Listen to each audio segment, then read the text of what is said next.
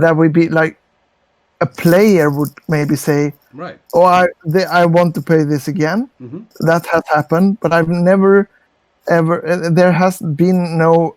Yeah, actually, one guy tried to run it with his kids, Right. grown-up kids, and that session. But that it didn't have that much to the game, but it didn't end up That's really well. okay, but the point is that they were inspired to do it, and that's a good thing. Yeah. Right.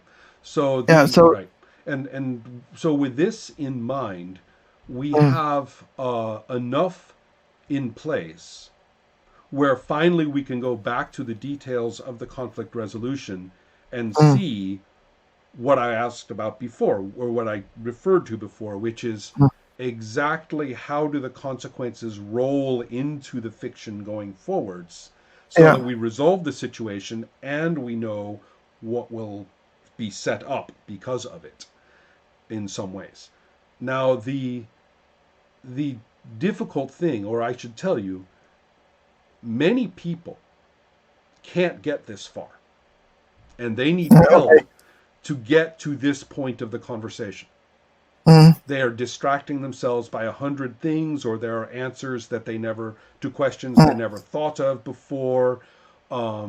They, if you ask them what changes on the sheet, they kind of don't know. They said, well, I don't know. They get experience, right? They don't have an answer. They don't have a clear notion of what a later sheet looks like compared to an earlier sheet. Or you say, who sets up the next situation? They would say, oh, I don't know. I guess everybody just decides. They don't know.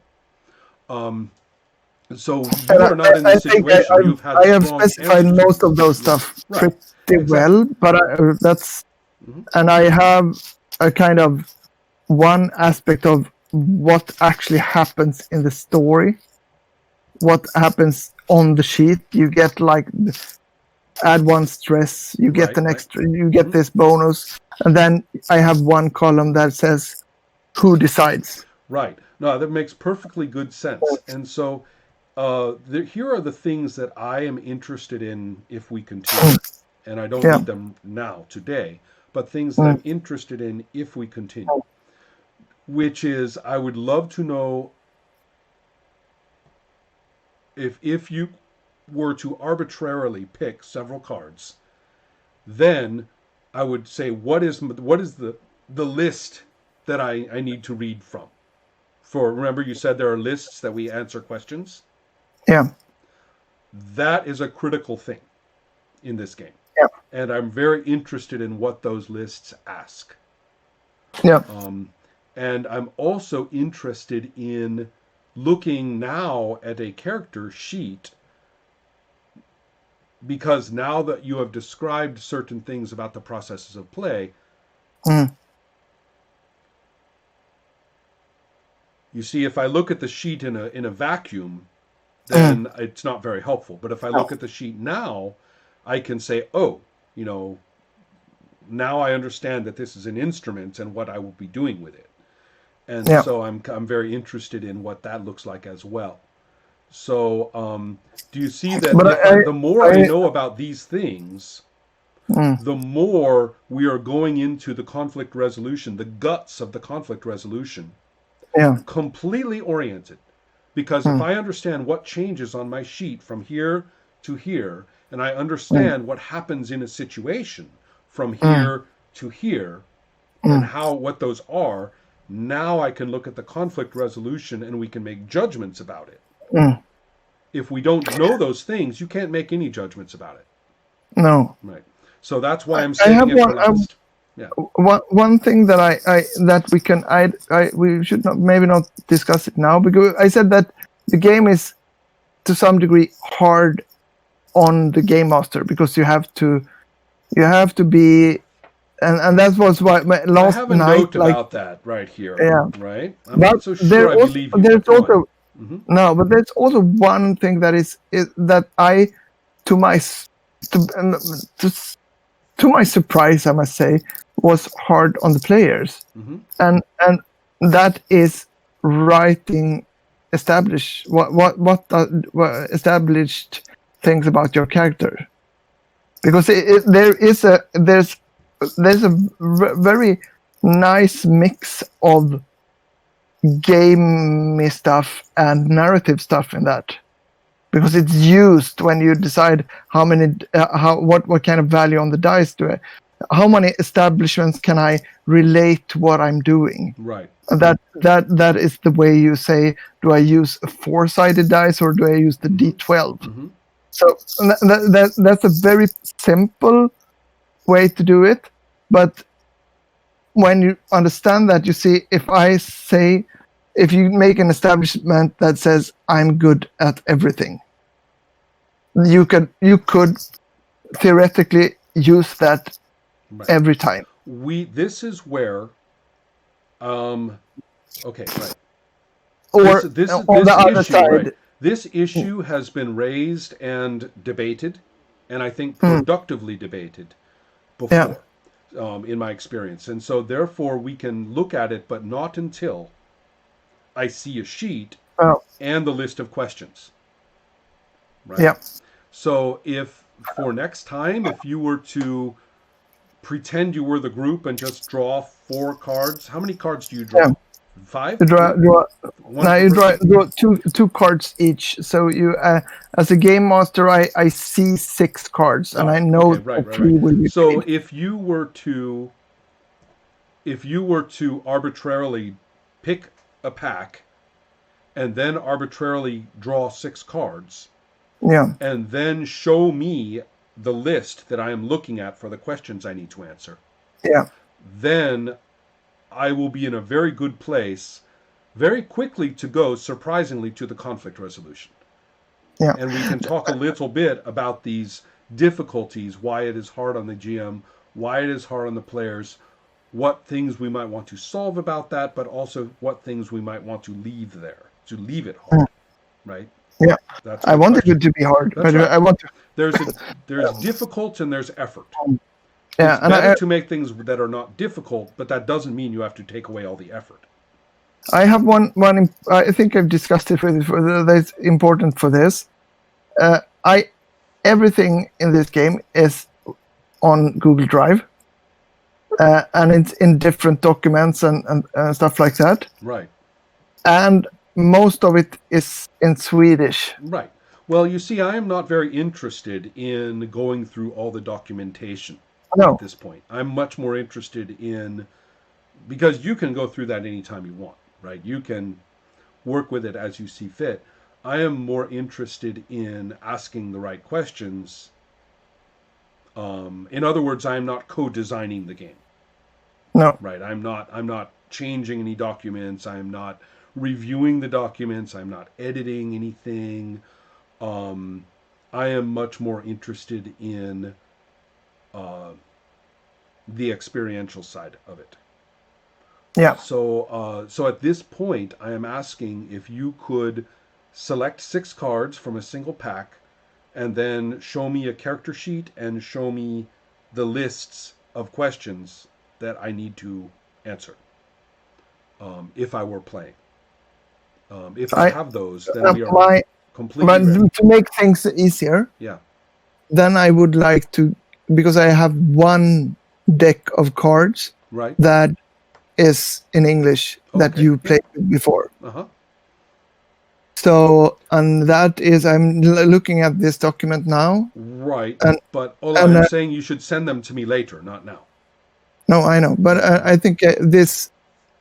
So, but the rest will be in Swedish. That's my only what I'm saying. Yeah, I can deal with the lists in Swedish. There are a couple of things that you stop me if this is not relevant, but these things, because what I see what you're doing, you're building it from the bottom up instead of looking at the concept from the top up. You don't want all the and this is connected to this and no. Like this.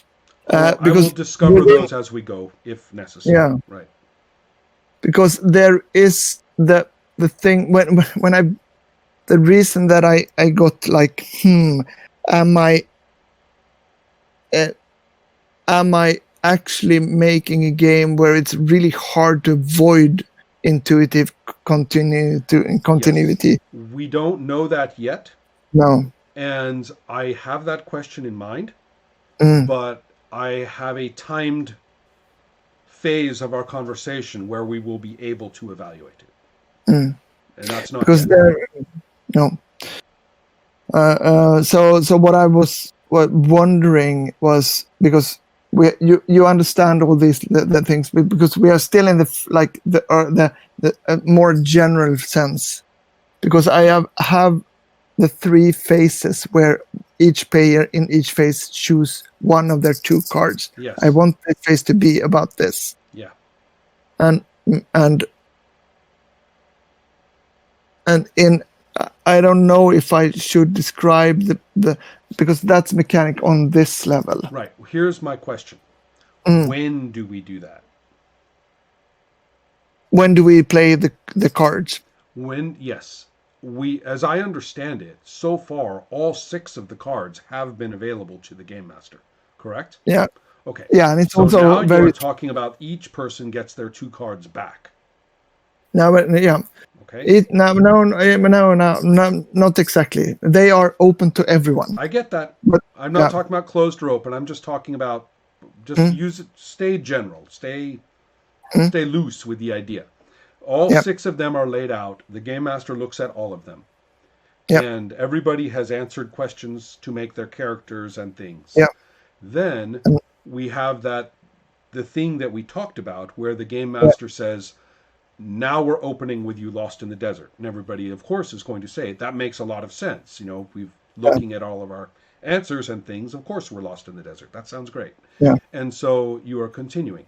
Now, here is the... okay, that might be because what happens. I didn't hear anything about choosing a single card at that point. No, and that was, but I might have missed that, because premise things like that, and then what the first thing that happens is that one of the players says, okay, start with this card. Yes. And that's where the game master says, that means we're in the desert. Okay. So the 6 cards were used for everybody to make up their characters. Yeah. And certain specifications about the setting and things are going to become clear. Yeah.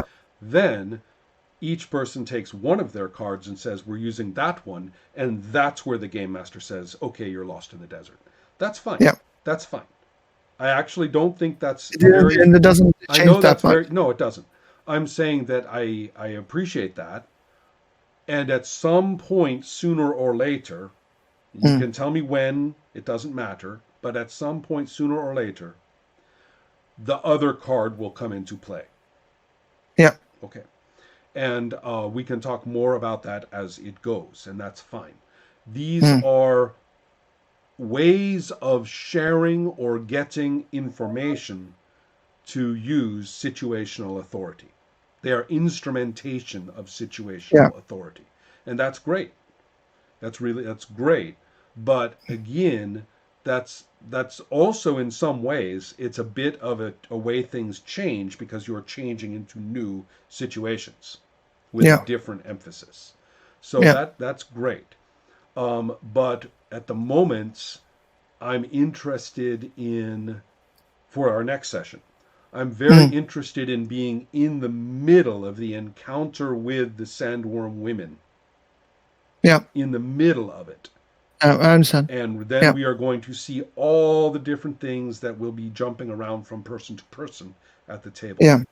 And we get to look at the dice and things like that. But that will come then.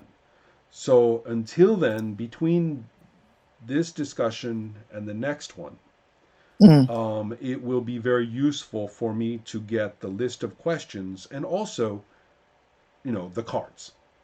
So I would say, okay, if I were making up a character, I will go through this list of questions, and at the end of this, I will have a beginning character sheet. Yeah. Right. I think we'll do it like this, because it's 10 cards in each pack. Right. and there are 6 of those getting chosen. Yes. So you might as well get all the 6 cards, all the That's 10 what I'm cards. saying. We will pretend that we are sitting around with 4 people, but they will just produce 6 Yeah. cards and they will be sitting there. That's fine. I have a system where I kind of produce cards with a very intricate Excel sheet. Right. So I have an Excel database, and then that can on another tab there's cards erupting, and I will have one thing that says Ron's Sure. cards Okay. where you can. That sounds good. So, yes, all of that is fine, but I'm perfectly happy with just moving to the point where we have our result. So, excellent. But if you're comfortable with that, I can do that. But I can also generate PDF that you get if you want that instead of going into it's basically not that much effort Right. for me. What I'm saying is that I am less interested in the process that we would really do with 4 people. I am less interested in that process, and I am more interested in looking at the results that might happen. Yeah. So even if you were just to not use any of the Excel stuff and just pick 6 of the damn cards, hand me those, and we will pretend that everybody chose them. Completely artificially. Yeah. You just choose 6 and throw them down on the table, even at random. I don't care. No. And then show me the list of questions that I need to answer. Yeah. And if I can do that before the next time we talk, I will be ready for the questions that I need to ask then. And do you need to know, because there are it's one side of the card is the character pre-phase character generation part, and one is the actual play. There's something happening when this is in play. Well, yes, I would. It would be convenient to have both of them. I would only use one. Yeah, of them you will get both of them, but do I need to explain? But I would give them to you, and you can ask questions. Yeah, you don't need to explain it now. No. Okay. All right. So good. I think that's enough for today.